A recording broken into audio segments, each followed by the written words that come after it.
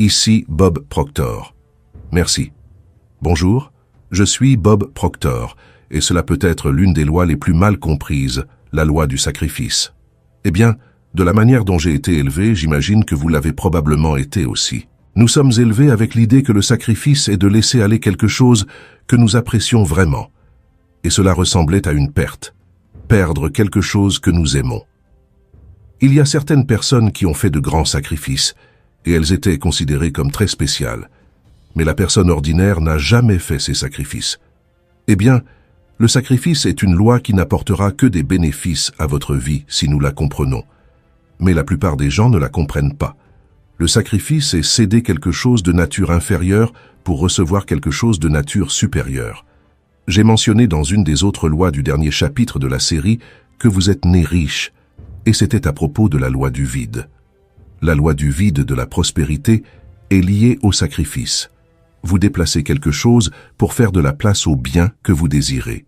Le sacrifice est céder quelque chose de nature inférieure pour recevoir quelque chose de nature supérieure.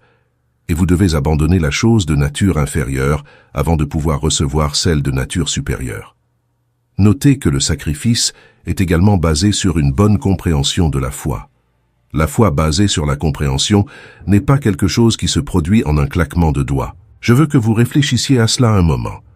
Imaginez que vous êtes allé à un grand spectacle et que vous avez été émerveillé par la performance que vous avez vue, ou que vous êtes allé dans un grand théâtre et que vous avez assisté à des performances impeccables, ou que vous avez regardé un film primé et que vous avez été impressionné par le jeu d'acteurs. Vous pouvez également observer cela chez les athlètes, comme les grands joueurs de football, les golfeurs, les basketteurs, et même aux Jeux olympiques, où vous voyez des nageurs et des athlètes incroyables. Comment cela se produit-il? Cela ne se produit pas par hasard.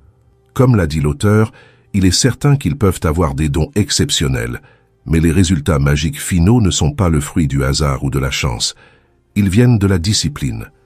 La discipline est quelque chose que l'on choisit consciemment, que l'on désire ardemment et que l'on persévère patiemment. Je dis souvent que la discipline est la capacité de donner des ordres à soi-même, et je maîtrise l'ordre. J'ai une fois lu un article dans un magazine de bord où Walter Cronkite était interviewé.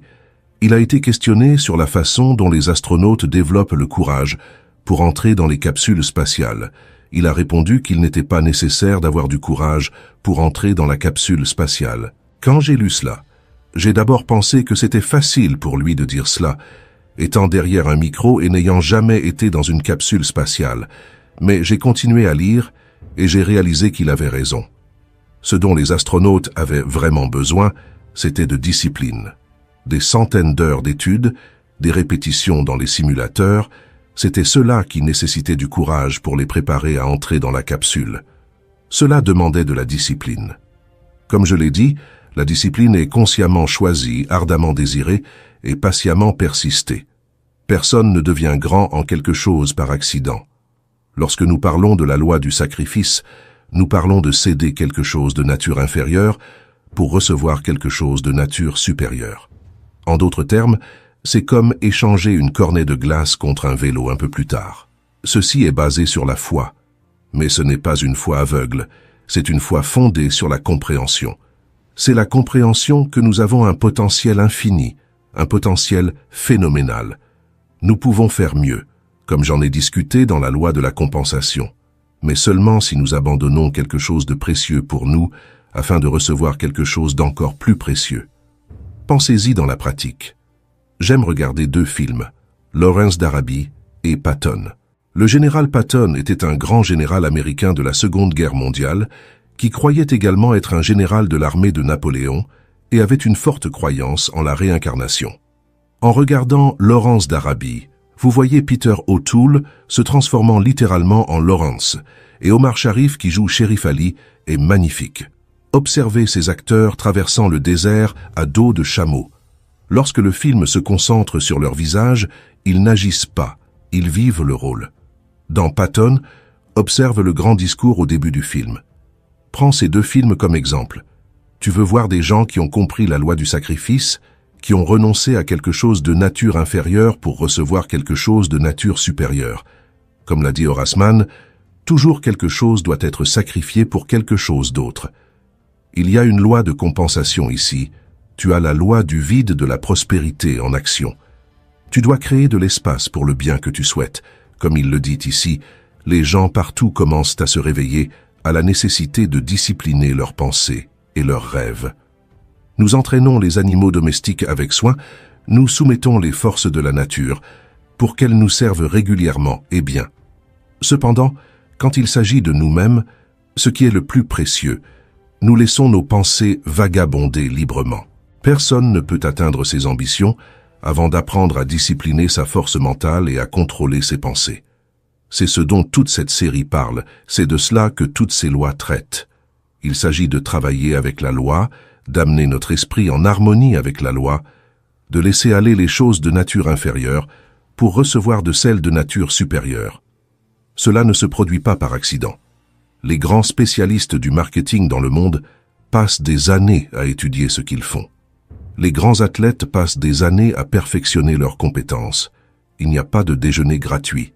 Tu ne vas pas obtenir quelque chose pour rien. Tu dois faire des sacrifices. Tu devras renoncer à quelque chose de nature inférieure pour recevoir quelque chose de nature supérieure. Tout l'univers fonctionne selon la loi. La loi est quelque chose qui se produit à chaque fois, pour toutes les personnes, partout. Nous devons comprendre que le sacrifice est une loi. Entre en harmonie avec elle. Comprends que c'est quelque chose de précieux. Écoute ceci. Holliwell a dit « Tu ne peux pas apprécier les satisfactions et les plaisirs d'une véritable amitié et avoir un mauvais caractère. Si tu ne sacrifies pas ton caractère pour les amitiés, tu sacrifieras les amitiés pour un mauvais caractère. » C'est vrai. On ne peut pas avoir un caractère véritable que les amis respecteront, auquel ils feront confiance et vers lequel ils se tourneront, tout en gardant des pratiques tordues. Si tu ne renonces pas à tes manières tordues, tu devras sacrifier la fiabilité pour la torsion. Tu dois réfléchir profondément à cela pour réaliser que c'est vrai. Mais je te dirai quelque chose que tu devras faire. Tu devras travailler là-dessus chaque jour pour en faire une partie habituelle de ta vie, en faire une partie de ton paradigme. Observe. Beaucoup des choses que nous faisons sont contrôlées par des paradigmes, des habitudes. Les paradigmes ne sont rien d'autre qu'un ensemble d'habitudes. Et si nous voulons changer nos vies, nous devons changer nos paradigmes. Nous devrons sacrifier des habitudes de nature inférieure pour des habitudes de nature supérieure. Alors, tout au long de votre étude, vous réaliserez à quel point la discipline est importante. Et je veux vous laisser avec un concept absolument magnifique. Vous devez vous discipliner vous-même. La discipline est un choix conscient. Vous devez faire ce choix. Personne d'autre ne peut vous l'offrir. Cela se fait de l'intérieur, la discipline est choisie consciemment, désirée ardemment. Vous devez vraiment le vouloir. Je veux vraiment être meilleur dans ce que je fais. Patience, constance, vous avez cela. Vous avez tout le temps du monde, vous avez tout ce qu'il faut. Croyez-le. Mais si vous n'êtes pas prêt à sacrifier ce que vous avez, vous n'obtiendrez jamais quelque chose de mieux. Comprenez que vous êtes en train de créer ou de désintégrer. Si vous ne vous améliorez pas, vous allez vous détériorer. Vous devez vous discipliner et vivre en harmonie avec la loi du sacrifice. Vous serez très heureux d'avoir fait cela. Travailler en harmonie avec les lois est un concept très gagnant. Je l'ai prouvé dans ma vie, et tous mes amis l'ont prouvé dans leur vie. C'est pourquoi ce sont mes amis. Nous travaillons là-dessus tous les jours ici. Comme Bob Proctor le dit toujours, beaucoup de gens grandissent sans vouloir être obéissants. Vous découvrirez que certains des leaders du passé, si vous étudiez leur vie selon les règles sociales, n'étaient définitivement pas très obéissants. Beaucoup ont passé du temps en prison pour ne pas avoir suivi les lois de la terre. Cependant, ils étaient obéissants aux lois de la nature, sinon ils n'auraient jamais atteint ce qu'ils ont réussi. Holliwell a dit que vous devez être un bâtisseur et que vous recevez tous les matériaux pour construire le type de vie que vous souhaitez vivre. Vous construisez dans la sagesse ou dans l'ignorance, selon votre obéissance et votre compréhension de la loi divine, en l'utilisant dans votre vie quotidienne. Maintenant, être obéissant n'est pas toujours la chose la plus facile à faire, mais c'est toujours gratifiant. Je ne vous demande pas d'être soumis à quelqu'un qui ne comprend pas ce qui se passe dans cet univers. Permettez-moi de revenir et de partager quelque chose que je viens de lire.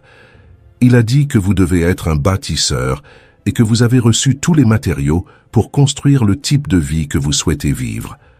Maintenant, Vous devez utiliser ces outils. Vous allez construire dans la sagesse ou dans l'ignorance, selon votre obéissance et votre compréhension de la loi divine et l'utilisation